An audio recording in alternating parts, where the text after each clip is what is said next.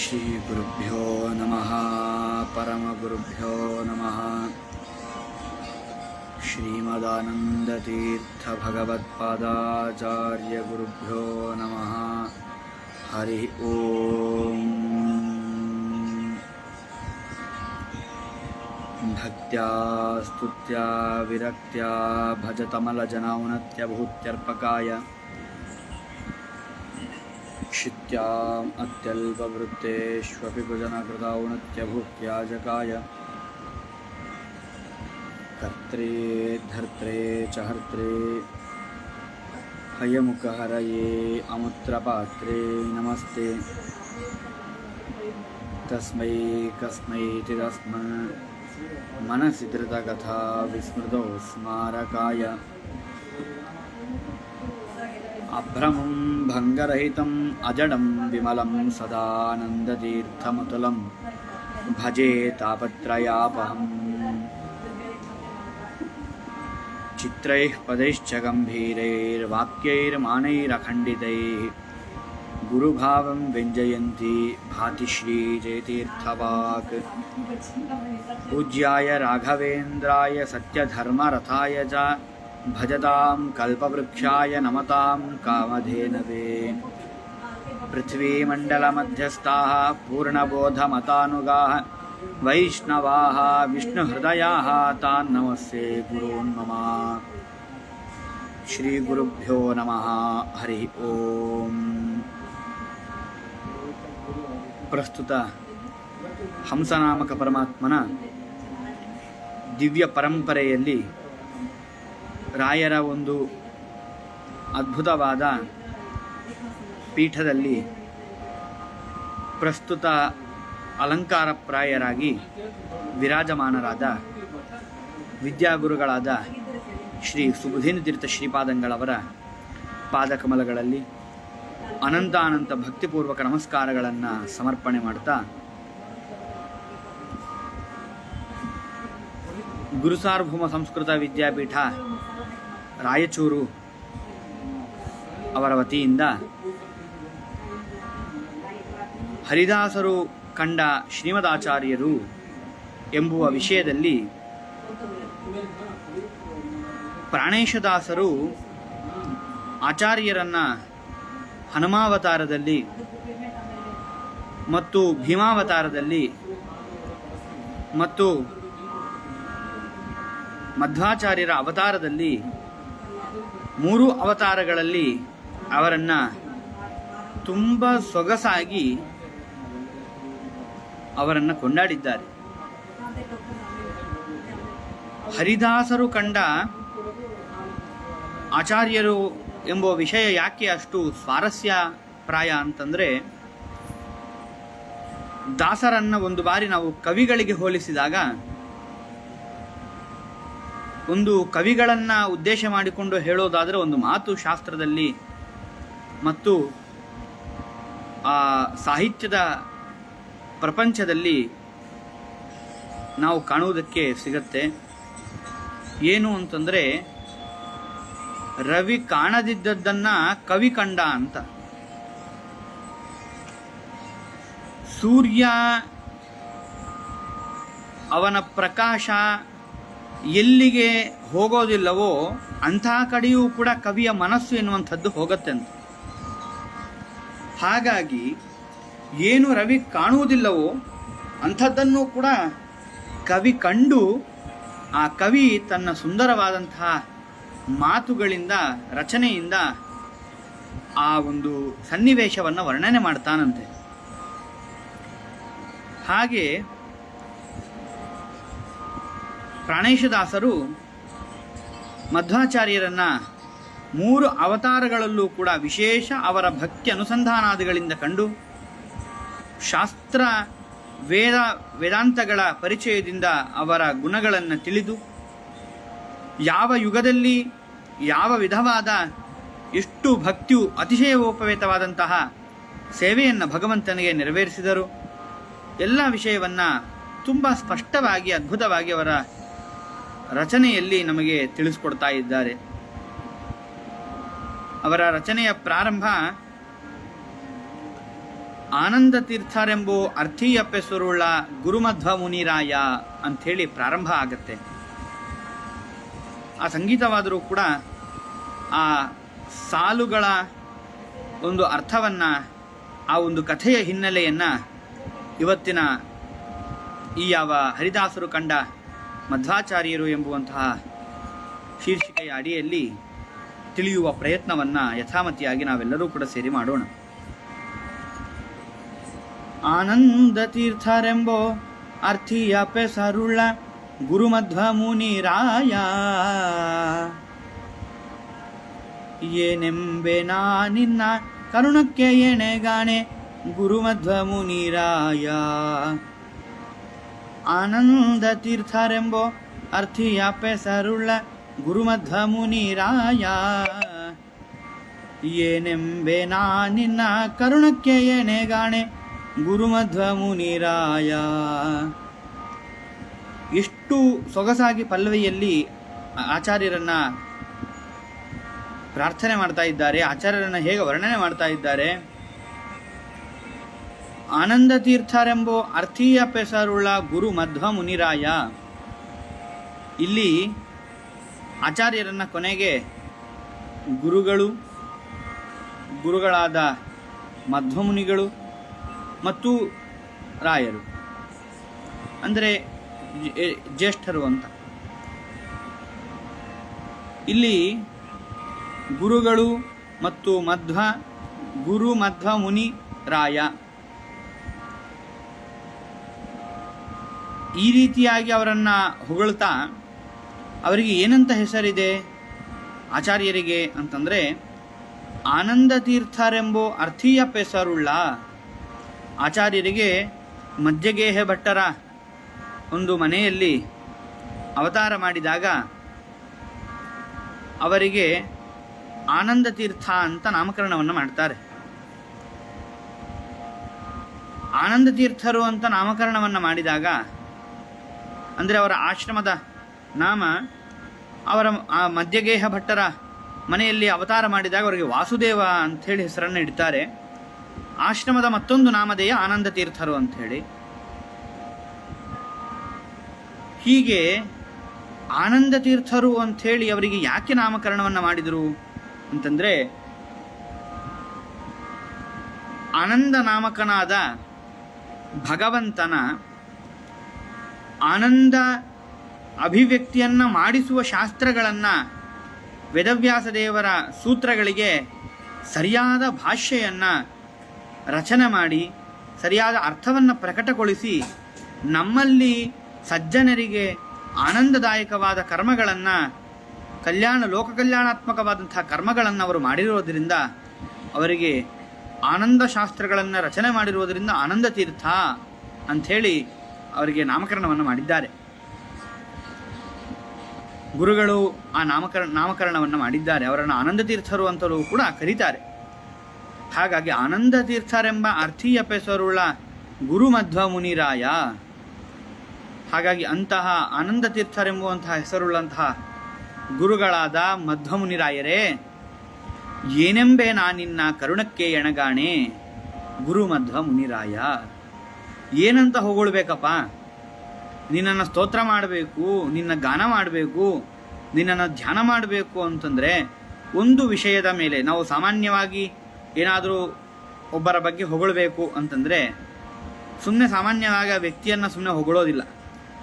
ಆ ವ್ಯಕ್ತಿಯಲ್ಲಿರುವ ಒಂದು ವಿಶೇಷವಾದ ಗುಣವನ್ನು ಇಟ್ಟುಕೊಂಡು ಆ ವ್ಯಕ್ತಿ ತುಂಬ ಒಳ್ಳೆಯವನಾಗಿದ್ದ ಅಂತಂದರೆ, ಅಥವಾ ಆ ವ್ಯಕ್ತಿಯ ಒಳ್ಳೆಯ ಮಾತುಗಳು ಅವನಲ್ಲಿತ್ತು ಅಂತಾದರೆ, ಆ ವ್ಯಕ್ತಿಯ ಸ್ವಭಾವ ಒಳ್ಳೆಯದಾಗಿತ್ತು ಅಂತಂದರೆ, ಆ ವ್ಯಕ್ತಿಯ ಆ ವ್ಯಕ್ತಿಯ ಮಧ್ಯದಲ್ಲಿ ಒಡನಾಟ ಚೆನ್ನಾಗಿತ್ತು ಅಂತಾದರೆ, ಆ ವ್ಯಕ್ತಿ ಅಥವಾ ಆ ವ್ಯಕ್ತಿ ನೋಡುವುದಕ್ಕೆ ಚೆನ್ನಾಗಿದ್ದ ಅಂತಾದರೆ, ಹೈಟು, ತನ್ನ ಒಂದು ಭಾರ, ಎತ್ತರ ಇವೆಲ್ಲವೂ ಕೂಡ ಚೆನ್ನಾಗಿದ್ದ ಆ ವ್ಯಕ್ತಿ ಅಂತಂದರೆ, ಅಂತಹ ಗುಣಗಳನ್ನು ಇಟ್ಟುಕೊಂಡು ಆ ವ್ಯಕ್ತಿಯನ್ನು ನಾವು ಹೊಗಳುವುದು ಉಂಟು.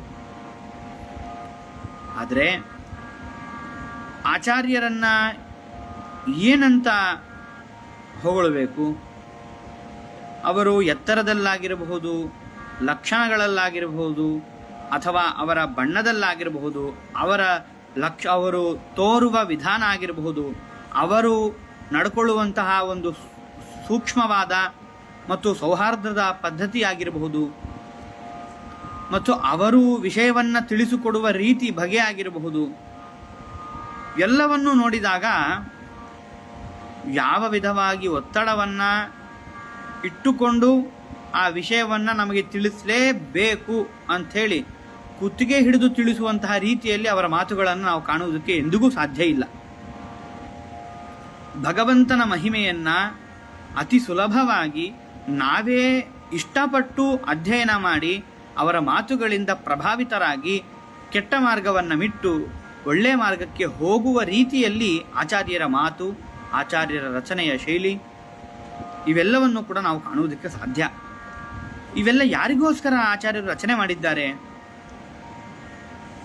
ಅವೆಲ್ಲವೂ ಕೂಡ ನಮ್ಮ ಸಜ್ಜನರ ಲೋಕ ಕಲ್ಯಾಣಕ್ಕೋಸ್ಕರವಾಗಿ, ಸಜ್ಜನರ ದುಃಖ ಪರಿಹಾರಕವಾಗಿ, ಆನಂದದಾಯಕವಾದ ಮೋಕ್ಷದ ಪ್ರಾಪ್ತಿ ಅವರಿಗೆ ಈ ಶಾಸ್ತ್ರದ ಅಧ್ಯಯನಾದಿಗಳಿಂದ ಆಗಲಿ ಎಂಬುವಂತಹ ಉದ್ದೇಶದಿಂದ ನಿಮ್ಮೆಲ್ಲರ ಮೇಲೆ ಕರುಣೆಯಿಂದ ಅವರು ಆ ಅನೇಕ ಭಾಷ್ಯಗಳನ್ನು ಇತ್ಯಾದಿ ಗ್ರಂಥಗಳನ್ನು ರಚನೆ ಮಾಡಿದ್ದಾರೆ. ಅದಕ್ಕಾಗಿಯೇ ಅವರನ್ನು ಹೊಗಳಬೇಕಾದ್ರೆ ದಾಸರು ಹೇಳ್ತಾರೆ, ಏನೆಂಬೆ ನಾನಿನ್ನ ಕರುಣಕ್ಕೆ ಎನಗಾಣೆ. ಆ ಮತ್ತೊಬ್ಬರು ಯಾರಾದರೂ ನಮಗೆ ಸಹಾಯ ಮಾಡ್ತಾ ಇದ್ದಾರೆ ಅಂತಂದರೆ ಒಂದು ಗುಣಗಳಿಂದ ಅವರನ್ನು ಹೊಗಳುವುದಕ್ಕೆ ಸಾಧ್ಯ ಇಲ್ಲ.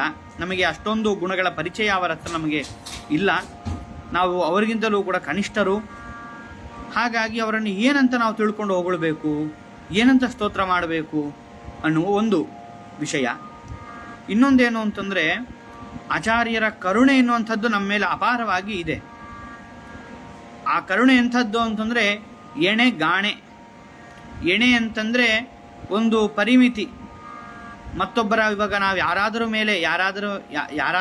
ಯಾರ ಮೇಲಾದರೂ ನಾವು ಏನಾದರೂ ಒಂದು ಪ್ರೀತಿಯನ್ನಾಗಲಿ ಅಥವಾ ಅಭಿಮಾನವನ್ನಾಗಲಿ ಅಥವಾ ಹಣವನ್ನಾಗಲಿ ಇತ್ಯಾದಿಗಳನ್ನು ನಾವು ಕೊಡ್ತೇವೆ, ಅವರ ಮೇಲೆ ನಾವು ತೋರಿಸ್ತೇವೆ ಅಂತಂದರೆ ನಮ್ಮ ಎಲ್ಲರ ಪ್ರೀತಿಗೆ, ವಿಶ್ವಾಸಕ್ಕೆ ಮತ್ತು ಹಣಾದಿಗಳಿಗೆ, ಧನ ಧಾನ್ಯಾದಿಗಳಿಗೆ ಕೊಡುವ ವಿಷಯದಲ್ಲಿ ಒಂದು ಎಣೆ, ಒಂದು ಪರಿಮಿತಿ ಅಂತಿದೆ ನಮ್ಮಲ್ಲಿ.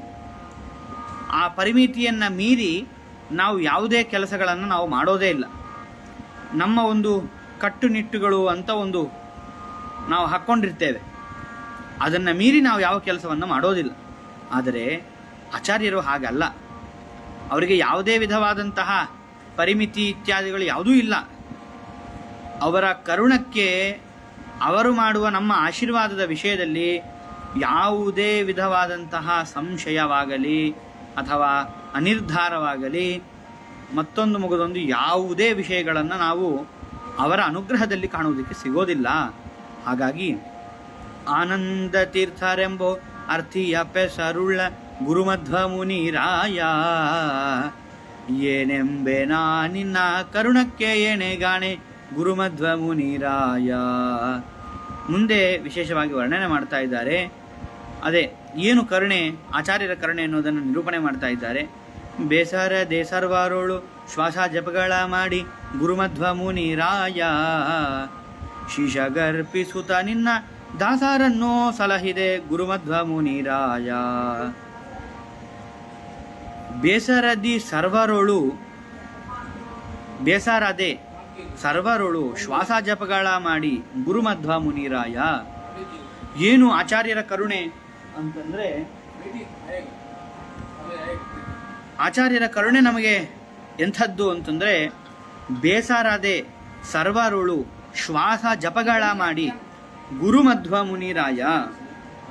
ಸರ್ವ ಜೀವಿಗಳಲ್ಲಿ ಏನು ಭಗವಂತನ ಸೃಷ್ಟಿ ಅಂತ ಇದೆ, ಚರಾಚರಾತ್ಮಕವಾದಂತಹ ಪ್ರಪಂಚ ಏನಿದೆ, ಅಲ್ಲಿ ಎಲ್ಲ ಜೀವರಲ್ಲಿ ಆಚಾರ್ಯ ಮಧ್ವರು ಪಂಚರೂಪಗಳಿಂದ, ಪ್ರಾಣ, ಅಪಾನ, ವ್ಯಾನ, ಉದಾನಾದಿ ರೂಪಗಳಿಂದ ಎಲ್ಲರಲ್ಲೂ ಸಂಚಾರ ಮಾಡ್ತಾ ನಿತ್ಯ ಶ್ವಾಸ ಜಪಗಳನ್ನು ಮಾಡಿಸ್ತಾ ಅವರ ಮಾಡುವಂತಹ ಕರ್ಮಗಳನ್ನು ಶ್ರೀಶಗರ್ಪಿಸುತ್ತ ನಿನ್ನ ದಾಸರನ್ನು ಸಲಹಿದೆ ಗುರುಮಧ್ವ ಮುನಿರಾಯ.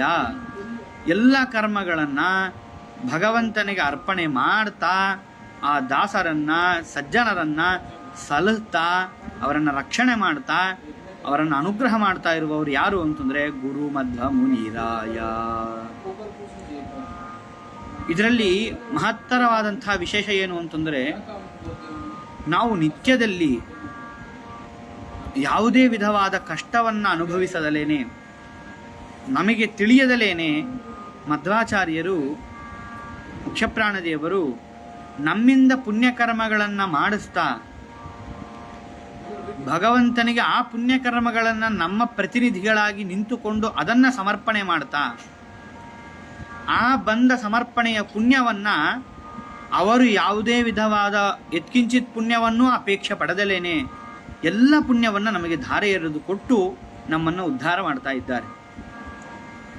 ನಾವು ಮಾಡುವ ಕರ್ಮವನ್ನು, ಪ್ರತಿನಿತ್ಯದ ಕರ್ಮವನ್ನು ಭಗವಂತನಿಗೆ ಅರ್ಪಣೆ ಮಾಡಲೇಬೇಕು ಅಂಥೇಳಿ ಭಾಗವತ ಹೇಳುತ್ತೆ. ಅದರಲ್ಲೂ ಬೇಸರದೆ ಸರ್ವರೊಳು ಶ್ವಾಸ ಜಪಗಳ ಮಾಡಿ, ನೀವು ಎಲ್ಲರೂ ಕೂಡ ಉಸಿರನ್ನು ಆಡ್ತಾ, ಏನು ಶ್ವಾಸವನ್ನು ಸ್ವೀಕಾರ ಮಾಡ್ತಾ ಹೊರಗಡೆ ಹಾಕ್ತಾ ಏನು ಜೀವನವನ್ನು ಮಾಡ್ತಾ ಇದ್ದೇವೆ, ಅದು ಜೀವಿಯ ಕರ್ತವ್ಯ. ತಾನು ಪ್ರಾಕೃತಿಕ ಶರೀರದಲ್ಲಿ ಇದ್ದುಕೊಂಡು ಶ್ವಾಸೋಚ್ಛ್ವಾಸಗಳನ್ನು ಮಾಡಿಕೊಳ್ತಾ ನಿತ್ಯ ಕರ್ಮಗಳನ್ನು ಮಾಡುವುದು ಜೀವಿಯ ಕರ್ತವ್ಯ. ಆಚಾರ್ಯರೇನು ಅದನ್ನು ಮಾಡೋ ಅವಶ್ಯಕತೆ ಇಲ್ಲ. ಹಾಗಿದ್ದರೂ ಕೂಡ ನಾವು ಯಾರಾದರೂ ಮತ್ತೊಬ್ಬರ ಮನೆಯ ಕೆಲಸವನ್ನು ಮಾಡಬೇಕು ಅಂತಂದರೆ, ಅಥವಾ ಯಾರಾದರೂ ಒಂದು ಪರಿಚಯಸ್ಥರ ಕೆಲಸವನ್ನು ಮಾಡಬೇಕು ಅಂತಂದರೆ ನಮಗೆ ತುಂಬ ಬೇಸರ. ನಮ್ಮ ಕೆಲಸಗಳಿಗೆ ನಮಗೆ ಸಮಯ ಸಿಗ್ತಾ ಇಲ್ಲ ಮಾರಾಯ, ನಿಮ್ಮ ಕೆಲಸಗಳನ್ನು ನಾವು ಎಲ್ಲಿ ಮಾಡಿಕೊಡ್ತೇವೆ, ನಮಗೆ ಸುಮಾರು ಕೆಲಸಗಳಿವೆ, ಇದರ ಮಧ್ಯದಲ್ಲಿ ನಿಮ್ಮ ಕೆಲಸ ನಮಗೆ ಹಚ್ಚಬೇಡಿ, ನಾವು ನಿಮ್ಮ ಕೆಲಸಗಳನ್ನು ಮಾಡುವುದಕ್ಕೆ ಸಾಧ್ಯ ಇಲ್ಲ ಅಂಥೇಳಿ ನೀವೆಲ್ಲರೂ ಕೂಡ ಆ ಕೆಲಸಗಳ ಸಂದರ್ಭದಲ್ಲಿ ಕೈಯನ್ನು ತೊಳ್ಕೊಂಡ್ಬಿಡ್ತೇವೆ. ಆದರೆ ಮುಖ್ಯಪ್ರಾಣದೇವರು ಆ ವಿಧವಾಗಿ ಯಾರ ಮೇಲೆಯೂ ಕೂಡ ಬೇಸರವನ್ನು ತೋರದಲೇನೆ ಅವರು ಅತ್ಯಂತ ಉದಾರ ಸ್ವಭಾವರಾಗಿ ಅವರು ಭಗವಂತನಲ್ಲಿ ಭಕ್ತಿಯನ್ನು ಮಾಡಿದರು, ಭಗವಂತನಲ್ಲಿ ಭಕ್ತಿಯನ್ನು ಮಾಡದಿದ್ದರು, ಅವರ ಒಳಗಡೆ ತಾವು ನಿಂತುಕೊಂಡು ಯಾವುದೇ ವಿಧವಾದ ಬೇಸರಗಳಿಲ್ಲದಲೇನೆ ಶ್ವಾಸ ಉಚ್ಛ್ವಾಸಗಳನ್ನು ಮಾಡಿಸ್ತಾ ಇರ್ತಾರೆ. ಶ್ವಾಸ ಉಚ್ಛ್ವಾಸದಿಂದ ಏನು ಪ್ರಯೋಜನ ಅವರು ಮಾಡಿಸ್ತಾರೆ, ಹೌದು. ಅದರಿಂದ ಜಪಗಳ ಮಾಡಿ ಗುರುಮಧ್ವ ಮುನಿರಾಯ ಅಂಥೇಳಿ ದಾಸರಲ್ಲಿ ವರ್ಣನೆ ಮಾಡ್ತಾ ಇದ್ದಾರೆ. ಏನು ಜಪ, ಏನು ಶ್ವಾಸೋಚ್ಛ್ವಾಸಗಳನ್ನು ಮಾಡಿದ ಕೂಡಲೇ ಜಪ ಆಗ್ಬಿಡತ್ತಾ ಅಂತ ನಮ್ಮಲ್ಲಿ ಸಂಶಯ ಬಂದರೆ ಅದಕ್ಕೆ ಅವರೇ ಉತ್ತರವನ್ನು ಕೊಡ್ತಾ ಇದ್ದಾರೆ. ಏನು ಅಂತಂದರೆ, ಶ್ವಾಸವನ್ನು ನಾವು ಉಸಿರನ್ನು ಒಳಗಡೆ ತಗೊಂಡಾಗ, ಉಸಿರನ್ನು ಹೊರಗಡೆ ಬಿಡುವಾಗ ನಾವು ಪ್ರತಿನಿತ್ಯದಲ್ಲಿಯೂ ಕೂಡ ಪ್ರತಿಯೊಂದು ಉಸಿರಾಟಕ್ಕೂ ಕೂಡ ಹಂಸ ಮಂತ್ರದ ಜಪವನ್ನು ನಾವು ಮಾಡ್ತೇವಂತೆ. ಉಸಿರನ್ನು ನಾವು ತಗೋಬೇಕಾದ್ರೆ ಹಂ ಅಂಥೇಳಿ ಗಾಳಿಯನ್ನು ಹಕಾರಾತ್ಮಕವಾಗಿ ನಾವು ಗಾಳಿಯನ್ನು ಒಳಗಡೆ ಸ್ವೀಕಾರ ಮಾಡಿ ಮತ್ತು ಸಕಾರಾತ್ಮಕವಾಗಿ ಆ ಗಾಳಿಯನ್ನು ನಾವು ಹೊರಗಡೆ ಬಿಡ್ತೇವೆ. ಅದು ನಮ್ಮ ಎಲ್ಲರ ಅನುಭವಕ್ಕೆ ಬರುತ್ತೆ. ಚೆನ್ನಾಗಿ ನಿಧಾನವಾಗಿ ನಾವು ಉಸಿರನ್ನು ಸ್ವೀಕಾರ ಮಾಡಿ ಬಿಡುವಾಗ ಹಂಸ ಅಂಥೇಳಿ ಹಂಸನಾಮಕ ಪರಮಾತ್ಮನ ಒಂದು ಮಂತ್ರದ ಜಪ ನಿತ್ಯದಲ್ಲಿ ಉಸಿರಾಟ ಸ್ವೀಕಾರ ಮತ್ತು ಹೊರಗಡೆ ಬಿಡುವ ಸಮಯದಲ್ಲಿ ಆ ಒಂದು ಮಂತ್ರದ ಜಪ ಎನ್ನುವಂಥದ್ದು ನಾವು ಮಾಡ್ತೇವೆ. ಅದು ನಮಗೆ ಹಂಸಮಂತ್ರ ಜಪವನ್ನು ನಾವು ಮಾಡ್ತಾ ಇದ್ದೇವೆ ಎನ್ನುವಂತಹ ಜ್ಞಾನ ನಮಗೆ ಇಲ್ಲ ಅಷ್ಟೇ. ಹಾಗಾಗಿ ನಿತ್ಯದಲ್ಲಿ ಆ ಹಂಸ ಪರಮಾತ್ಮನ ಜಪ ನಮ್ಮಲ್ಲಿ ಆಗಬೇಕು ಅಂತಂದರೆ ಶ್ವಾಸ ಒಳಗಡೆ ಹೋಗಬೇಕು, ಒಳಗೆ ಹೋದ ಶ್ವಾಸ ಹೊರಗಡೆ ಬರಬೇಕು. ಹೀಗೆ ಒಳಗಡೆ ಹೋದ ಶ್ವಾಸ ಹೋಗುವುದಕ್ಕೆ ಮತ್ತು ಹೊರಗಡೆ ಬರುವುದಕ್ಕೆ ಶ್ವಾಸ ಗಾಳಿ ನಮಗೆ ಬೇಕು ಅಂತಂದರೆ ಅದು ಮುಖ್ಯಪ್ರಾಣದೇವರ ದಿವ್ಯವಾದ ಆಶೀರ್ವಾದವೇ ಸರಿ. ಹಾಗಾಗಿ ಬೇಸರದೆ ಸರ್ವರೋಳು, ಒಂದು ಬಾರಿ ಏನಾದರೂ ಮುಖ್ಯಪ್ರಾಣದೇವರು ನೀವು ಬೇಸರ ಪಟ್ಕೊಂಡಂತೆ ಏನಾದರೂ ದೇವರ ಕಾರ್ಯಗಳಾಗಲಿ ಅಥವಾ ಮತ್ತೊಬ್ಬರ ಕಾರ್ಯಗಳಲ್ಲಿ ನಾವೇನಾದರೂ ಬೇಸರ ಪಟ್ಕೊಂಡಂತೆ ಆಚಾರ್ಯರು ಏನಾದರೂ ಒಂದು ಬಾರಿ ನಾವು ಯಾಕೆ ಇವರ ಶ್ವಾಸೋಚ್ಛ್ವಾಸಗಳನ್ನು ಮಾಡಿಸ್ಬೇಕು, ನಮಗೆ ಅವಶ್ಯಕತೆ ಇಲ್ಲ ಅಂತ ಏನಾದರೂ ಅವರು ಬೇಸರ ಪಟ್ಟುಕೊಂಡು ಶ್ವಾಸ ಮತ್ತು ಉಚ್ಛ್ವಾಸಗಳನ್ನು ನಿಲ್ಲಿಸ್ಬಿಟ್ರು ಅಂತಂದರೆ, ಅವರು ಒಳಗಡೆ ಸಂಚಾರ ಮಾಡುವುದನ್ನು ನಿಲ್ಲಿಸ್ಬಿಟ್ರು ಅಂತಂದರೆ ಈ ಪ್ರಾಣ ಎನ್ನುವಂಥದ್ದು ಈ ಪಾರ್ಥಿವ ಶರೀರದಲ್ಲಿ ಇರುವುದಕ್ಕೆ ಸಾಧ್ಯ ಇಲ್ಲ. ಹಾಗಾಗಿ ಎಲ್ಲಿ ಭಗವಂತನಿರ್ತಾನೋ ಅಲ್ಲಿ ಮುಖ್ಯಪ್ರಾಣದೇವರಿರ್ತಾರೆ, ಯಾವಾಗ ನಾವು ವಿಮುಖರಾಗಿರ್ತೇವೋ ನಮ್ಮಲ್ಲಿ ಭಗವಂತ ಇರುವುದಕ್ಕೆ ಸಾಧ್ಯ ಇಲ್ಲ. ಭಗವಂತನಿಲ್ಲ ಅಂತಂದರೆ ಅವನ ಸೇವಕರಾದಂತಹ ಭಗವಂತನ ಆರಾಧ್ಯರಾದಂತಹ ಯಾವ ಮುಖ್ಯ ಪ್ರಾಣದೇವರಿದ್ದಾರೋ ಅವರು ಕೂಡ ಪಂಚ ಪ್ರಾಣಾಪಾನ ವ್ಯಾನ ಉದಾನಾತ್ಮಕವಾಗಿ ನಮ್ಮ ಶರೀರದಲ್ಲಿ ಇರುವುದಕ್ಕೆ ಸಾಧ್ಯ ಇಲ್ಲ. ಯಾವಾಗ ಪ್ರಾಣದೇವರು ನಿಷ್ಕ್ರಾಂತರಾಗ್ತಾರೋ ಆವಾಗ ಈ ದೇಹಕ್ಕೆ ಯತ್ಕಿಂಚಿತ್ ಬೆಲೆಯೂ ಕೂಡ ಈ ಪ್ರಪಂಚದಲ್ಲಿ ನಮಗೆ ಸಿಗುವುದಕ್ಕೆ ಸಾಧ್ಯ ಇಲ್ಲ. ಹಾಗಾಗಿ ಬೇಸರದಿ ಸರ್ವರೋಳು ಶ್ವಾಸ ಜಪಗಳ ಮಾಡಿ ಗುರುಮಧ್ವ ಮುನಿರಾಯ, ಹಾಗಾಗಿ ಏನೆಂಬೆ ನಿನ್ನ ಕರುಣಕ್ಕೆ ಏನಗಾಣೆ ಗುರುಮಧ್ವ ಮುನಿರಾಯ. ಇದು ಅತ್ಯಂತ ದೊಡ್ಡದಾದ ಕರುಣೆ. ಹಾಗಾಗಿ ಇಂತಹ ಕರುಣೆಗೆ ಏನೆಂಬೆ ನಿನ್ನ, ಏನಂತ ಹೊಗಳಬೇಕು ಸ್ವಾಮಿ ನಿಮ್ಮನ್ನ? ಯಾವ ನಿನ್ನ ಕರುಣೆಗೆ ಯಾವುದೇ ವಿಧವಾದಂತಹ ಎಣೆಯೇ ಇಲ್ಲ ಸ್ವಾಮಿ ಅಂಥೇಳಿ ಅವರನ್ನು ಹೊಗಳ್ತಾ, ಅಷ್ಟೇ ಅಲ್ಲ, ಸರಿ ಆಯಿತು, ಜಪಗಳನ್ನೇನೋ ಮಾಡಿಸ್ತಾರೆ ನಮ್ಮ ಕೈಯಲ್ಲಿ, ಮಾಡಿಸಿ ಭಾಗವತ ನೋಡಿದರೆ ಕಾಯೇನ ವಾಚ ಮನಸಾ ಇಂದ್ರಿಯೈರ್ವಾ ಬುದ್ಧ್ಯ ಆತ್ಮನಾವ ಪ್ರಕೃತಿ ಸ್ವಭಾವಾತ್ ಕರೋತಿ ಯದ್ಯತ್ ಸಕಲಂ ಪರಸ್ಮೈ ನಾರಾಯಣ ಏತಿ ಸಮರ್ಪಯೇತ್ ತತ್ ಅಂಥೇಳಿ ಮಾಡುವ ಕಾಯಿಕ ವಾಚಿಕ ಮಾನಸಿಕವಾದ ಸಮಸ್ತ ಕರ್ಮಗಳನ್ನು ಭಗವಂತನಿಗೆ ಸಮರ್ಪಣೆ ಮಾಡಲೇಬೇಕು ಅಂಥೇಳಿ ಭಾಗವತ ತಿಳಿಸ್ಕೊಡ್ತಾ ಇದೆ. ಹಾಗಾದರೆ ಜಪಗಳನ್ನು ಮಾಡ್ತೇವೆ, ಭಗವಂತನಿಗೆ ಶ್ರೀ ಕೃಷ್ಣಾರ್ಪಣಮಸ್ತು ಅಂತಂದರೆ ನೇರ ಹೋಗಿ ತಲುಪತ್ತಾ ಅಂತ ಪ್ರಶ್ನೆ ಮಾಡಿದರೆ ತಲುಪೋದಿಲ್ಲ. ಹೇಗೆ ಒಂದು ಉತ್ತರವನ್ನು ಬರೆದು ಮತ್ತೊಂದು ಪ್ರದೇಶಕ್ಕೆ ಕಳಿಸುವಾಗ ನೇರವಾಗಿ ಉತ್ತರವನ್ನು ಆ ಉತ್ತರದ ಪೋಸ್ಟ್ ಬಾಕ್ಸಲ್ಲಿ ನಾವು ಹಾಕಿದರೆ ನೇರವಾಗಿ ಮನೆಗೆ ಹೋಗಿ ತಲುಪಬೇಕು ಅಂತಂದರೆ ಆ ಪೋಸ್ಟಿಂದ ನೇರ ಮನೆಗೆ ಪೈಪ್ ಇರಲ್ಲ, ಹೋಗುವುದಕ್ಕೆ ಜಾಗ ಇರಲ್ಲ ಮತ್ತೊಂದು ಪ್ರದೇಶಕ್ಕೆ. ಅದು ಹೋಗಬೇಕು ಅಂತಂದರೆ ಒಬ್ಬ ಪೋಸ್ಟ್ ಮ್ಯಾನ್ ಅಂತಿರ್ತಾನೆ, ಅವನು 2 ದಿನಕ್ಕೆ 3 ದಿನಕ್ಕೆ 1 ದಿನಕ್ಕೆ ಒಂದು ಸತಿ ಬರ್ತಾನೆ. ಅದನ್ನು ತೆಗೆದು ಯಾರ್ಯಾರು ಎಷ್ಟೆಷ್ಟು ಉತ್ತರಗಳನ್ನು ಹಾಕಿದ್ದಾರೋ ಅದನ್ನು ತಗೊಂಡು ಅವನ ಹತ್ರ ಇಟ್ಕೊಂಡು ಆ ಅಡ್ರೆಸ್ಗಳನ್ನು ನೋಡಿ ಆಯಾ ಊರುಗಳಲ್ಲಿ ಅಲ್ಲಲ್ಲಿ ಹೋಗಿ ಆಯಾ ಉತ್ತರಗಳನ್ನು ತಲುಪಿಸ್ತಾರೆ ಅವರವರಿಗೆ. ಹೇಗೋ ಹಾಗೆ ಮಧ್ವಾಚಾರ್ಯರು ಕೂಡ ಮುಖ್ಯಪ್ರಾಣದೇವರು ಕೂಡ ನಾವು ಮಾಡುವ ಕರ್ಮಗಳನ್ನು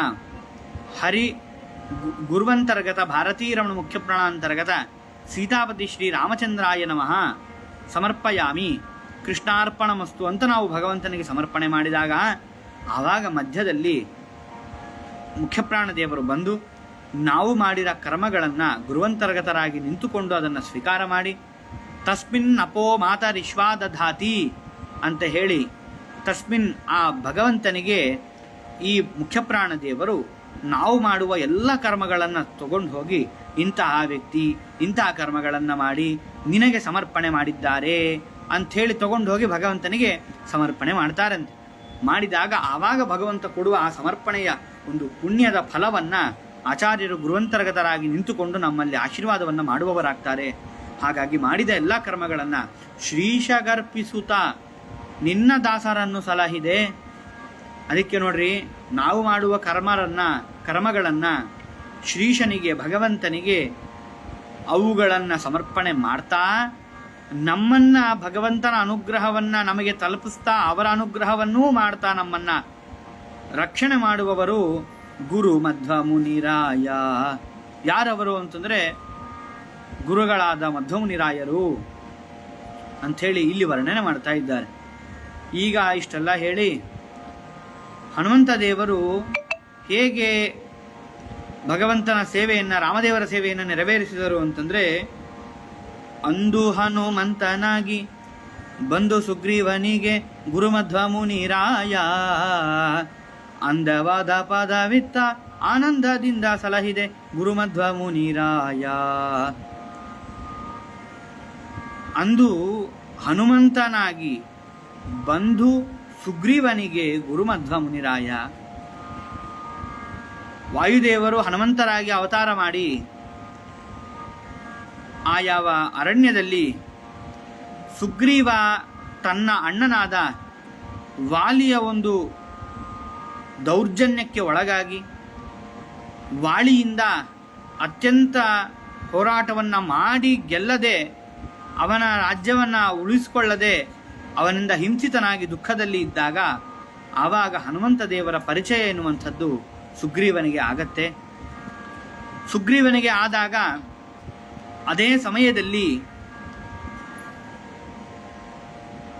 ರಾಮದೇವರು ಲಕ್ಷ್ಮಣನ ಸಹಿತನಾಗಿ ಆ ಅರಣ್ಯದ ಮಾರ್ಗದಲ್ಲಿ ಬರ್ತಾರೆ.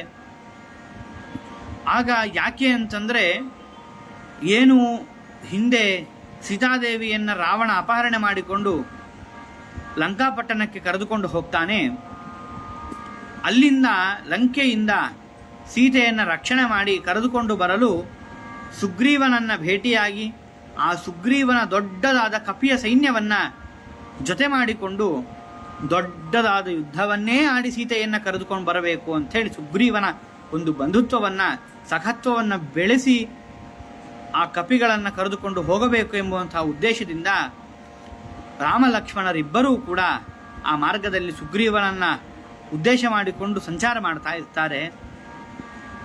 ಆ ರಾಮಲಕ್ಷ್ಮಣನ ನೋಡಿ ಮುಖ್ಯಪ್ರಾಣದೇವರು, ವಾಯುದೇವರು, ಹನುಮಂತ ದೇವರು ಹೋಗಿ ಅವರನ್ನು ಬ್ರಾಹ್ಮಣ ವೇಷದಲ್ಲಿ ಕಂಡು ಅವರನ್ನು ನಮಸ್ಕರಿಸಿ ಅವರ ಪಾದಕಮಲಗಳನ್ನು ಹಿಡಿದಾಗ ಅವರು ಎಬ್ಬಿಸಿ ಆ ಹನುಮಂತ ದೇವರ ವಿಶೇಷವಾದ ಆ ಹನುಮಂತ ದೇವರಿಗೆ ಅನುಗ್ರಹವನ್ನು ಮಾಡಿ ಬಂದ ಕರ್ಮಗಳನ್ನು ತಿಳಿದುಕೊಂಡ ಹನುಮಂತ ದೇವರು ಆ ಸುಗ್ರೀವನನ್ನು ಪರಿಚಯ ಮಾಡಿಸಿಕೊಡ್ತಾರೆ. ಆ ಪರಿಚಯದಿಂದ ಪ್ರಾರಂಭವಾಗಿ ಅಲ್ಲಿದ್ದ ಸಾಲು ವೃಕ್ಷಗಳ ಸಂಹಾರವನ್ನು ಮಾಡಿ, ವಾಲಿಯ ಸಂಹಾರವನ್ನು ಮಾಡಿ, ಆ ಸುಗ್ರೀವನ ಸೇನೆಯ ಜೊತೆಗೆ ತಾವು ಸೀತಾನ್ವೇಷಣೆಗಾಗಿ ಅಲ್ಲಿಂದ ಮುಂದಕ್ಕೆ ಹೊರಡುತ್ತಾರೆ. ಅಂದವಾದ ಪದವಿತ್ತ ಆನಂದದಿಂದ ಸಲಹಿದೆ. ಆ ಅಂದವಾದಂತಹ ಪದವಿಯನ್ನು ಆ ಸುಗ್ರೀವನಿಗೆ, ರಾಜ ಪದವಿಯನ್ನು ಮುಖ್ಯಪ್ರಾಣದೇವರು ರಾಮದೇವರ ಆಶೀರ್ವಾದದಿಂದ ಕರುಣಿಸಿಕೊಡ್ತಾರೆ. ಕೊಟ್ಟು ಅವನನ್ನು ರಾಜನನ್ನಾಗಿ ಮಾಡಿ ಅವನ ಸೇನೆಯನ್ನು ಕರೆದುಕೊಂಡು ಯುದ್ಧಕ್ಕೆ ಅಂತ ಹೋಗ್ತಾರೆ. ಹೋದಾಗ ಅಲ್ಲಿಂದ ಪ್ರಾರಂಭ ಮಾಡಿಕೊಂಡು ಹನುಮಂತ ದೇವರ ಒಂದು ಲೀಲೆಗಳು ಅಷ್ಟೂ ಇಷ್ಟೂ ಇಲ್ಲ. ಆ ಹನುಮಂತ ದೇವರು ಆ ಸಮುದ್ರವನ್ನು ಲಂಘನೆ ಮಾಡಿರುವಂತಹ ವಿಚಾರವಾಗಿರಬಹುದು, ಲಂಘನೆ ಮಾಡಿದ ಮೇಲೆ ಅಲ್ಲಿ ಪ್ರಾರಂಭದಲ್ಲೇ ಲಂಕಿಣಿಯ ಸಂಹಾರ ಆಗಿರಬಹುದು, ಆಮೇಲೆ ಆ ಅಶೋಕವನದಲ್ಲಿ ಸೀತಾದೇವಿಯ ದರ್ಶನವಾಗಿರಬಹುದು, ಆ ಸೀತಾದೇವಿಯನ್ನು ಕಂಡು ರಾಮ ಕೊಟ್ಟ ತನ್ನ ಪ್ರತಿರೂಪವಾದ ಉಂಗುರವನ್ನು ಕೊಟ್ಟು ಆ ಸೀತಾದೇವಿಯ ಆಶೀರ್ವಾದವನ್ನು ಪಡೆದುಕೊಳ್ಳುವುದಾಗಿರಬಹುದು, ಮತ್ತೆ ಪುನಃ ಆ ಸೀತಾದೇವಿಯ ಗುರುತಿಗಾಗಿ ಸೀತಾದೇವಿ ಕೊಡುವ ಉಂಗುರವನ್ನು ಅದನ್ನು ಸ್ವೀಕಾರ ಮಾಡಿ, ಮೊದಲೇ ಕಪಿ ಹನುಮಂತ ದೇವರು ಕಪಿಯ ರೂಪದಲ್ಲಿದ್ದಾರೆ, ಹೇಳುವ ಅವಶ್ಯಕತೆ ಇಲ್ಲ. ತನ್ನ ಒಡೆಯನಾದ ರಾಮನ ಮಡದಿಯಾದ ಸೀತೆಯನ್ನೇ ಕರೆದುಕೊಂಡು ಬಂದು ರಾವಣ ಲಂಕೆಯಲ್ಲಿ ಬಂಧನೆ ಮಾಡಿಟ್ಕೊಂಡಿದ್ದಾನೆ. ಅವನಿಗೆ ಸುಮ್ಮನೆ ಒಂದು ವಿಚಾರವನ್ನು ಗಟ್ಟಿಯಾಗಿ ಅವನ ಮನಸ್ಸಲ್ಲಿ ನಾಟುವಂಥ ಕೆಲಸವನ್ನು ಏನಾದರೂ ಮಾಡಬೇಕಲ್ವಾ ಅಂತ ತೀರ್ಮಾನ ಮಾಡಿಕೊಂಡು, ಒಬ್ಬ ರಾಮನ ಭಕ್ತ, ರಾಮನ ಬಂಟ ಬಂದ್ರೇ ನಿಮ್ಮ ಲಂಕೆ ಅಲ್ಲೋಲ ಕಲ್ಲೋಲ ಆಗೋಯ್ತು, ಅಂಥದ್ರಲ್ಲಿ ಇಷ್ಟು ಶಕ್ತಿಯನ್ನು ಕೊಡುವ ರಾಮದೇವರೇ ನಿಮ್ಮ ಲಂಕೆಗೆ ಬಂದರೆ ಯುದ್ಧಕ್ಕಾಗಿ ಇಡೀ ಲಂಕಾ ಸುಟ್ಟು ಭಸ್ಮ ಆಗಿ ಹೋಗುತ್ತೆ ಅಂತ ತೋರಿಸುವುದಕ್ಕೋಸ್ಕರವಾಗಿ ಅಲ್ಲಿರುವ ಎಲ್ಲ ವೃಕ್ಷಗಳನ್ನು ಬೇರಿನ ಸಮೇತವಾಗಿ ಕಿತ್ತಿ ಅವರನ್ನು ಹಿಡಿಯಲು ಬಂದ ಅನೇಕ ವಿಧವಾದ ಆ ರಾವಣನ ಸೇನೆ, ರಾಕ್ಷಸರ ಸೇನೆ, ಅವುಗಳನ್ನೆಲ್ಲವನ್ನೂ ಕೂಡ ಸಂಹಾರ ಮಾಡಿ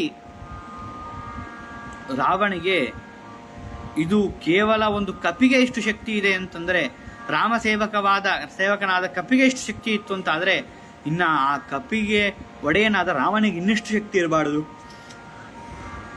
ಅಂತೇಳಿ ತೀರ್ಮಾನ ಮಾಡಿಕೊಂಡು ಆ ಕಪಿಯ ವಿಶೇಷವಾದ ಚೇಷ್ಟೆಗಳನ್ನೆಲ್ಲವನ್ನೂ ನೋಡಿ ಕಪಿಯ ಬಾಲಕ್ಕೆ, ಆ ಹನುಮಂತ ದೇವರ ಬಾಲಕ್ಕೆ ಬೆಂಕಿಯನ್ನು ಹಚ್ಚಿ ದೊಡ್ಡ ತಪ್ಪನ್ನು ಮಾಡ್ತಾನೆ. ಆ ತಪ್ಪಿನಿಂದಾಗಿ ಅವನ ಪ್ರಾಯಶ್ಚಿತ್ತವಾಗಲಿ, ಅವನಿಗೆ ಗೊತ್ತಾಗಲಿ ಅಂಥೇಳಿ ಆ ಹತ್ತಿದ ಬಾಲದ ಬೆಂಕಿಯಿಂದ ಸಮಗ್ರ ಲಂಕೆಯನ್ನು ಹನುಮಂತ ದೇವರು ಸುಟ್ಟು ಹಾಕ್ತಾರೆ. ಹೀಗೆ ಅನೇಕ ಚೇಷ್ಟೆಗಳನ್ನು ಮಾಡಿ ಅಲ್ಲಿ ರಾಮದೇವರ ಆಶೀರ್ವಾದಕ್ಕೆ ಪಾತ್ರರಾಗಿ ಆ ಸೀತಾದೇವಿ ಕೊಟ್ಟ ಉಂಗುರವನ್ನು ರಾಮನಿಗೆ ಸಮರ್ಪಣೆ ಮಾಡಿ ರಾಮನಿಗೆ ನಮಸ್ಕಾರವನ್ನು ಪಡೆದುಕೊಂಡು ದೊಡ್ಡ ಯುದ್ಧವನ್ನೇ ಆಡಿ ಸೀತಾದೇವಿಯನ್ನು ರಕ್ಷಣೆ ಮಾಡಿಕೊಂಡು ಅವರು ಪುನಃ ಅಯೋಧ್ಯಕ್ಕೆ ಕರೆದುಕೊಂಡು ಹೋಗುವವರಾಗ್ತಾರೆ. ಹೀಗೆ ವಿಶೇಷವಾಗಿ ಅವರನ್ನು ಹೇಗೆ ದುಷ್ಟರನ್ನು ಸಂಹಾರ ಮಾಡಿ, ಶಿಷ್ಟರನ್ನು ರಕ್ಷಣೆ ಮಾಡಿ, ಸೀತಾದೇವಿಯನ್ನು ರಕ್ಷಣೆ ಮಾಡಿ ಹೇಗೆ ರಾಮದೇವರು ಸಾಕಿ ಸಲಗಿದರೋ, ಹಾಗೆ ಮುಖ್ಯಪ್ರಾಣದೇವರ ಆಶೀರ್ವಾದದಿಂದ ನಾವು ಅಂಥ ಕರ್ಮಗಳನ್ನು ಮಾಡುವಂಥವರಾಗಿ ಅವರ ಅಂತರ್ಗತರಾದ ಸೀತಾಪತಿ ರಾಮಚಂದ್ರ ದೇವರ ಆಶೀರ್ವಾದ ನಮಗಾಗಲಿ ಅಂಥೇಳಿ ಪ್ರಾರ್ಥನೆ ಮಾಡ್ತಾ, ಅಂದು ಹನುಮಂತನಾಗಿ ಬಂದು ಸುಗ್ರೀವನಿಗೆ ಗುರುಮಧ್ವ ಮುನಿರಾಯ ಅಂದವಾದ ಪದವಿತ್ತ ಆನಂದದಿಂದ ಸಲಹಿದೆ ಗುರುಮಧ್ವ ಮುನಿರಾಯ ಅಂಥೇಳಿ ಆ ಹನುಮಂತ ದೇವರನ್ನು ಈ ಸಾಲಿನಿಂದ ಆ ಅವತಾರದ ರೂಪರಾದ ಹನುಮಂತ ದೇವರನ್ನು ವರ್ಣನೆ ಮಾಡಿ, ಮುಂದೆ ಕುಂತಿಯ ಕುಮಾರನಾಗಿ ಹಂತ ಕೌರವರ ಕೊಂದೆ ಗುರುಮಧ್ವ ಮುನಿರಾಯ ಅಂತೂ ಪುಣ್ಯ ಗಳಿಸಿ ಶ್ರೀ ಕಾಂತನಿಗೆ ಅರ್ಪಿಸಿದೆ ಗುರುಮಧ್ವ ಮುನಿರಾಯ. ಕೌರವರ ಎದುರಾಳಿಯಾಗಿ ನಿಂತುಕೊಂಡು ಪಂಚಪಾಂಡವರಲ್ಲಿ ಒಬ್ಬರಾದ ಭೀಮಸೇನ ದೇವರು ಸಮಗ್ರ ಕೌರವರ ಸೈನ್ಯವನ್ನು ಅವರ ಒಂದು ಝಂಕಾರದಿಂದ ಅನೇಕ ಅಕ್ಷೋಹಿಣಿ ಸೈನ್ಯಗಳನ್ನು ನಾಶ ಮಾಡ್ತಾ ಇದ್ರಂತೆ. ಅವರಿಗೆ 100,000 ಐರಾವತಗಳ ಆನೆಗಳ ಸಹಸ್ರಾರು ಸಂಖ್ಯೆಯ ಐರಾವತಗಳ ಶಕ್ತಿ ಏಕಕಾಲದಲ್ಲಿ ಬಂತು ಅಂತಾದರೆ ಎಷ್ಟು ತಾಕತ್ತಿರ್ತದೋ ಅಷ್ಟು ತಾಕತ್ತು ಆ ಭೀಮಸೇನ ದೇವರಲ್ಲಿತ್ತು. ಭೀಮಸೇನ ದೇವರು ದುರ್ಯೋಧನನ ಸಂಹಾರ ಮಾಡುವಾಗ ಆ ದುರ್ಯೋಧನನಿಗೆ ಎಲ್ಲಿ ಅವನ ಒಂದು ಮರಣದ ಜಾಗ, ಎಲ್ಲಿ ಸೀಳಿದರೆ ಎಲ್ಲಿ ಮೃತನಾಗ್ತಾನೆ ಎನ್ನುವ ಎಲ್ಲ ವಿಷಯಗಳನ್ನು ತಿಳಿದು ಆ ದುರ್ಯೋಧನನ್ನು ಭೀಮಸೇನ ದೇವರು ಸಂಹಾರ ಮಾಡ್ತಾರೆ. ಅಷ್ಟೇ ಅಲ್ಲ, ಸೌಗಂಧಿಕಾ ಪುಷ್ಪವನ್ನು ತರುವಾಗ ಅನೇಕ ವಿಧವಾದ ರಾಕ್ಷಸರನ್ನು ಅಲ್ಲಿ ಸಂಹಾರ ಮಾಡಿ ತನ್ನ ಮಡದಿಯಾದ ದ್ರೌಪದಿಗೆ ಆ ಸೌಗಂಧಿಕ ಪುಷ್ಪವನ್ನು ತಂದು ಅವರಿಗೆ ಸಮರ್ಪಣೆ ಮಾಡ್ತಾರೆ. ಹಂತ ಕೌರವರ ಕೊಂದೆ, ಅನೇಕ ದುಃಖವನ್ನು ಕೊಡುವ ಎಲ್ಲರನ್ನು ಸಂಹಾರ ಮಾಡಿದ್ದಿ, ಅಂತೂ ಪುಣ್ಯ ಗಳಿಸಿ ಶ್ರೀಕಾಂತನಿಗೆ ಅರ್ಪಿಸಿದೆ ಗುರುಮಧ್ವ ಮುನಿರಾಯ. ಕೌರವರೆಲ್ಲರೂ ಕೂಡ ಹರಿದ್ವೇಷಿಗಳೇ. ಅಂತಹ ಹರಿವಿಮುಖರಾಗಿ ಇದ್ದವರನ್ನು ನಿಗ್ರಹ ಮಾಡುವಂಥದ್ದು ಹರಿಭಕ್ತರ ಕರ್ತವ್ಯ. ಹಾಗಾಗಿ ಅಂತಹ ಭಗವಂತನ ಸೇವೆಯನ್ನು ರಾಮಾವತಾರದಲ್ಲಿ ಹನುಮಂತ ದೇವರು ಮಾಡಿ ಅವರು ಮಾಡಿದ ಕರ್ಮಗಳನ್ನು ಶ್ರೀಕಾಂತನಿಗೆ ಅರ್ಪಿಸಿದೆ, ಭಗವಂತನಿಗೆ ಅರ್ಪಣೆ ಮಾಡ್ತಾರಂತೆ. ಅರ್ಪಣೆ ಮಾಡಿದ ವ್ಯಕ್ತಿಗಳು ಯಾರು ಅಂತಂದರೆ ಅವರು ಗುರು ಮಧ್ವ ಮುನಿರಾಯ. ಇದರಿಂದ ನೋಡಿ ಏನು ಗೊತ್ತಾಗತ್ತೆ ಅಂತಂದರೆ, ಹನುಮಂತನಾಗಿ ಅವತಾರ ಮಾಡಿದಾಗಲೂ ಕೂಡ ಎಲ್ಲ ಕರ್ಮಗಳನ್ನು ಶ್ರೀಶಗರ್ಪಿಸುತ್ತಾ ನಿನ್ನ ದಾಸರನ್ನು ಸಲಹಿದೆ ಅಂತ ವರ್ಣನೆ ಮಾಡಿದರು. ಭೀಮಸೇನ ದೇವರನ್ನು ವರ್ಣನೆ ಮಾಡಬೇಕಾದರೂ ಕೂಡ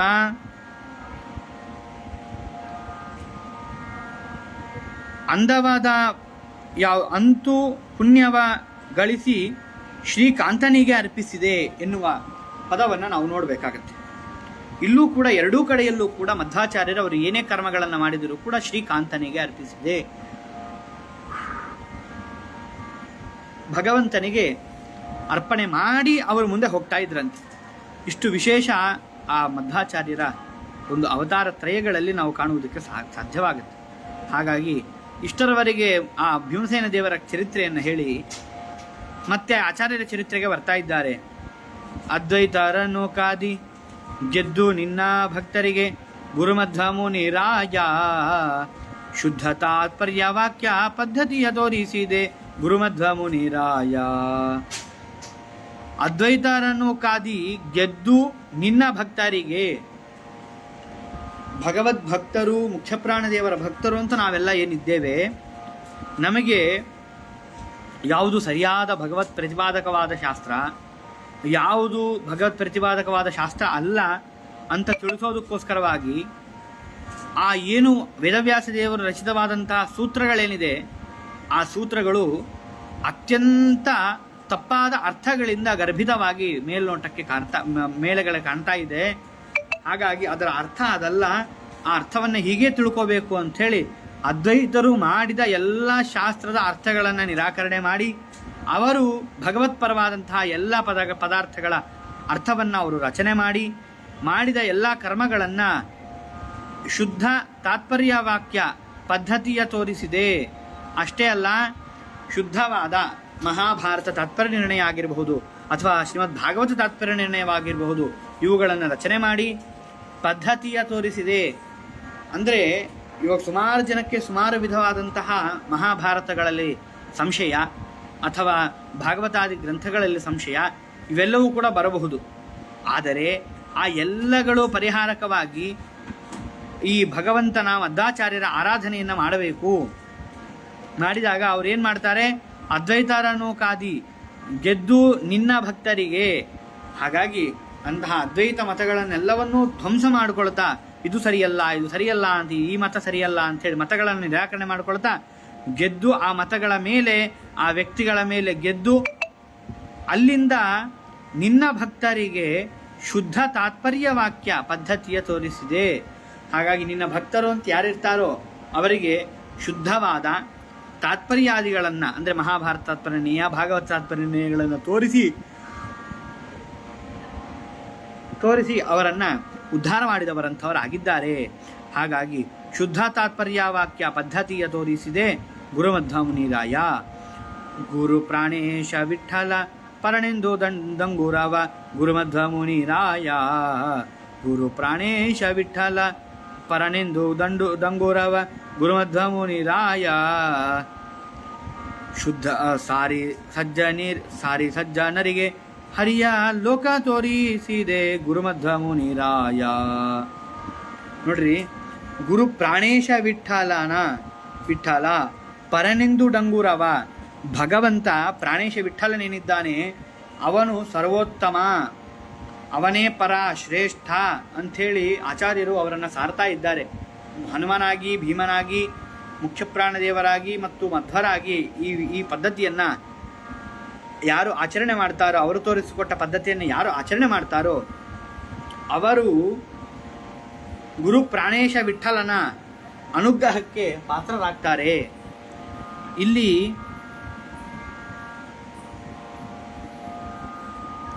ಆಚಾರ್ಯರು ತತ್ವಸಂಖ್ಯಾನ ಗ್ರಂಥವನ್ನು ರಚನೆ ಮಾಡಬೇಕಾದ್ರೆ ಸ್ವತಂತ್ರಂ ಅಸ್ವತಂತ್ರಂ ಚ ದ್ವಿಧಂ ತತ್ವಮಿಷ್ಯತೆ ಸ್ವತಂತ್ರೋ ಭಗವಾನ್ ವಿಷ್ಣು ಭಾವಾಭಾವೋ ದಿಧೇತರತ್ ಅಂಥೇಳಿ ಸ್ವತಂತ್ರ ತತ್ವದ ಬಗ್ಗೆ ಅಸ್ವತಂತ್ರ ತತ್ವದ ಬಗ್ಗೆ ಇಲ್ಲಿ ತತ್ವಗಳಲ್ಲಿ ಎರಡೇ ತತ್ವ ಅಂಥೇಳಿ ನಿರೂಪಣೆ ಮಾಡ್ತಾ ಸ್ವತಂತ್ರದ ವಿವರಣೆಯನ್ನು ಅಸ್ವತಂತ್ರದ ವಿವರಣೆಯನ್ನು ಆಚಾರ್ಯರು ಆ ತತ್ವಸಂಖ್ಯಾನ ಗ್ರಂಥದಲ್ಲಿ ವಿಸ್ತಾರವಾಗಿ ಮಾಡಿಕೊಟ್ಟಿದ್ದಾರೆ. ಹಾಗಾಗಿ ಸ್ವತಂತ್ರೋ ಭಗವಾನ್ ವಿಷ್ಣು ಏಕ ಏವ ನ ಸಂಶಯ. ಹಾಗಾಗಿ ಸ್ವತಂತ್ರನಾದಂತಹ ಭಗವಂತ ಅವನು ಒಬ್ಬನೇ, ಮತ್ತೊಬ್ಬರಿಲ್ಲ ಎನ್ನುವ ಅರ್ಥವನ್ನು ಸ್ಪಷ್ಟವಾಗಿ ತಿಳಿಸಿಕೊಟ್ಟವರಾಗಿದ್ದಾರೆ. ಹಾಗಾಗಿ ಅಂತಹ ಪರನೆಂದು, ಅಂತಹ ಭಗವಂತನೇ ಪರನಾದವನು ಅರ್ಥಾತ್ ಶ್ರೇಷ್ಠನಾದವನು ಅಂತ ತೋರಿಸಿಕೊಟ್ಟು ಯಾರು ನಮಗಿಷ್ಟೆಲ್ಲ ಉಪಕಾರವನ್ನು ಮಾಡಿದ್ದಾರೆ ಅಂತಂದರೆ ಗುರು ಮಧ್ವಮುನಿರಾಯ. ಹಾಗಾಗಿ ಸಾರಿ ಸಜ್ಜನರಿಗೆ ಹರಿಯ ಲೋಕ ತೋರಿಸಿ ಗುರು ಮಧ್ವಮುನಿರಾಯ. ಸಜ್ಜನರು ಅಂತ ಯಾರಿದ್ದಾರೋ ಅವರ ಪ್ರತಿ ಒಬ್ಬರಿಗೂ ಕೂಡ ಈ ಅರ್ಥವನ್ನು ಸಾರಿ ಹರಿಯ ಲೋಕ ತೋರಿಸಿದಿ ಅಂದರೆ ಯಾರು ಆಚಾರ್ಯರ ಮಾರ್ಗದಲ್ಲಿ ಆಚಾರ್ಯರು ಹೇಳಿದ ರೀತಿಯಲ್ಲಿ ಧರ್ಮವನ್ನು ಕರ್ಮವನ್ನು ಅನುಷ್ಠಾನಾದಿಗಳನ್ನು ಮಾಡಿ ಏನು ಭಗವಂತನ ಕೃಪೆಗೆ ಪಾತ್ರರಾಗ್ತಾರೋ, ಆಚಾರ್ಯರ ಕೃಪೆಗೆ ಯಾರು ಪಾತ್ರರಾಗ್ತಾರೋ ಅವರು ಹರಿಯ ಲೋಕ ತೋರಿಸಿದಿ. ಹರಿಯ ಲೋಕವನ್ನು ತೋರಿಸಿಕೊಡ್ತಾನಂತೆ, ಮೋಕ್ಷವನ್ನೇ ಕೊಡ್ತಾರಂತೆ. ಹಾಗಾಗಿ ಯಾರು ಇಂಥ ಕೆಲಸಗಳನ್ನು ಮಾಡೋದು ಅಂತಂದರೆ ಗುರು ಮಧ್ವಮುನಿರಾಯ. ಹಾಗಾದರೆ ಇಂತಹ ಆಚಾರ್ಯರ ಒಂದು ಮಧ್ವಾಚಾರ್ಯರಾಗಿ, ಭೀಮಸೇನ ದೇವರಾಗಿ, ಹನುಮಂತನಾಗಿ, ವಾಯುದೇವರಾಗಿ ನಿಂತುಕೊಂಡು ಏನೆಲ್ಲ ಕರ್ಮಗಳನ್ನು ನಾವು ಮಾಡ್ತೇವೆ ಎಲ್ಲ ಕರ್ಮಗಳನ್ನು ಅವರು ಸ್ವೀಕಾರ ಮಾಡಿ ತಸ್ಮಿನ್ನಪೋ ಮಾತರಿಶ್ವಾಧಾತಿ ಎಂಬುವಂಥ ವೇದಾನುಸಾರವಾಗಿ ಅವರನ್ನು ನಮ್ಮ ಕರ್ಮಗಳನ್ನು ಭಗವಂತನಿಗೆ ಮುಖ್ಯಪ್ರಾಣದೇವರು ಕರೆದುಕೊಂಡು ಹೋಗಿ ಕೊಡ್ತಾರೆ. ಇದರಲ್ಲಿ ಯಾವ ಸಂಶಯವೂ ಬೇಡ ಅಂಥೇಳಿ ಆ ಪ್ರಾಣೇಶ ವಿಠಲದಾಸರು ಆ ಮಧ್ವಾಚಾರ್ಯರ 3 ಅವತಾರಗಳಲ್ಲಿ ಅವರನ್ನು ಹೊಗಳಿ ಸ್ತೋತ್ರಾದಿಗಳ ಸಂಗೀತಾದಿಗಳನ್ನು ಮಾಡಿ ಅವರನ್ನು ಕೊಂಡಾಡ್ತಾ ಇದ್ದಾರೆ. ಹಾಗಾಗಿ ಒಂದು ಬಾರಿ ಆ ಸಂಪೂರ್ಣವಾದ ಗೀತೆಯನ್ನು ಕೇಳಿ ಅವರ ಅನುಗ್ರಹಕ್ಕೆ ಪಾತ್ರರಾಗಿ ಇವತ್ತಿನ ಈ ಸಂಗೀತದ ಯಾವ ಹರಿದಾಸರು ಕಂಡ ಮಧ್ವಾಚಾರ್ಯರೆಂಬುವಂಥ ಶೀರ್ಷಿಕೆಯ ಅಡಿಯಲ್ಲಿ ಬಂದ ಈ ಪ್ರವಚನವನ್ನು ಹರಿಗೆ ಸಮರ್ಪಣೆ ಮಾಡೋಣ ಅಂತ ಹೇಳ್ತಾ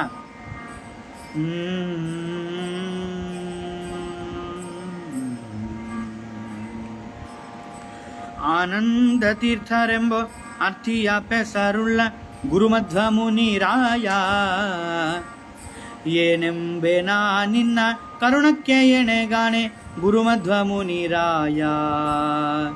ಆನಂದ ತೀರ್ಥರೆಂಬೋ ಅರ್ಥಿಯ ಪೆಸರುಳ್ಳ ಗುರುಮಧ್ವ ಮುನಿರಾಯ. ಏನೆಂಬೆನ ನಿನ್ನ ಕರುಣಕ್ಕೆ ಎಣೆಗಾಣೆ ಗುರುಮಧ್ವ ಮುನಿರಾಯ. ಬೇಸರದೆ ಸರ್ವರೋಳು ಶ್ವಾಸ ಜಪಗಳ ಮಾಡಿ ಗುರುಮಧ್ವ ಮುನಿರಾಯ. ಶ್ರೀಶಗರ್ಪಿಸುತ್ತ ನಿನ್ನ ದಾಸರನು ಸಲಹಿದೆ ಗುರುಮಧ್ವ ಮುನಿರಾಯ. ಆನಂದ ತೀರ್ಥರೆಂಬೋ ಅರ್ಥಿಯ ಪೆಸರುಳ್ಳ ಗುರುಮಧ್ವ ಮುನಿರಾಯ.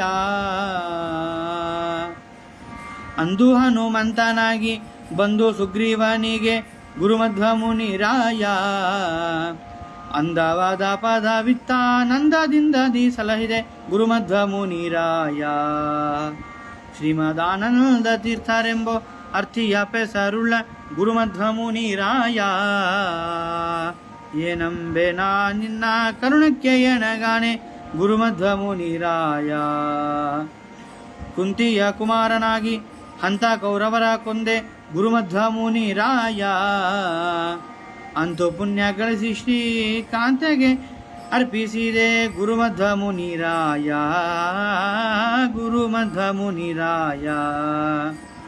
ಅದ್ವೈತರನು ಕಾದಿ ಗೆದ್ದು ನಿನ್ನ ಭಕ್ತರಿಗೆ ಗುರುಮಧ್ವ ಮುನಿರಾಯ. ಶುದ್ಧ ತಾತ್ಪರ್ಯ ವಾಕ್ಯ ಪದ್ಧತಿಯ ತೋರಿಸಿದೆ ಗುರುಮಧ್ವ ಮುನಿರಾಯ. ಗುರು ಪ್ರಾಣೇಶ ವಿಠಲ ಪರನೆಂದು ಗುರುವೆಂದು ಗುರುಮಧ್ವ ಮುನಿರಾಯ. ಸಾರಿ ಸಜ್ಜನರಿಗೆ ಹರಿಯ ಲೋಕ ತೋರಿಸಿದೆ ಗುರುಮಧ್ವ ಮುನಿರಾಯ. ಗುರುಮಧ್ವ ಮುನಿರಾಯ. ಶ್ರೀಮದಾನಂದ ತೀರ್ಥರಿಗೆ ಅರ್ಥಿಯ ಪೆಸರುಳ್ಳ ಗುರುಮಧ್ವ ಮುನಿರಾಯ. ಏನೆಂಬೆನ ನಿನ್ನ ಕರುಣಕ್ಕೆ ಎಣೆಗಾಣೆ ಗುರುಮಧ್ವ ಮುನಿರಾಯ. ಹೀಗೆ ಗುರು ಪ್ರಾಣೇಶ ವಿಠಲರು ಆಚಾರ್ಯರನ್ನು ತುಂಬ ಸೊಗಸಾಗಿ ಕೊಂಡಾಡಿ ಅವರನ್ನು ಸ್ತೋತ್ರ ಮಾಡಿ ಅವರ ಅನುಗ್ರಹಕ್ಕೆ ಪಾತ್ರರಾಗಿದ್ದಾರೆ. ಹಾಗೆ ನಾವು ನೀವೆಲ್ಲರೂ ಕೂಡ ಈ ಕಥೆಯನ್ನು, ಈ ಸಂಗೀತವನ್ನು, ಈ ಹರಿದಾಸರ ಕೀರ್ತನೆಯನ್ನು ಕೇಳ್ತಾ ಏನು ಆಚಾರ್ಯರ ಸೇವೆಯನ್ನು ಮಾಡಿದ್ವಿ, ಇದನ್ನು ಯಥಾಮತಿಯಾದ ಸೇವೆಯನ್ನು ಮಧ್ವಾಚಾರ್ಯರು ಸ್ವೀಕಾರ ಮಾಡಿ, ರಾಘವೇಂದ್ರ ಗುರುಗಳ ಅಂತರ್ಗತರಾದ ಮಧ್ವಾಚಾರ್ಯರು ಇದನ್ನು ಸ್ವೀಕಾರ ಮಾಡಿ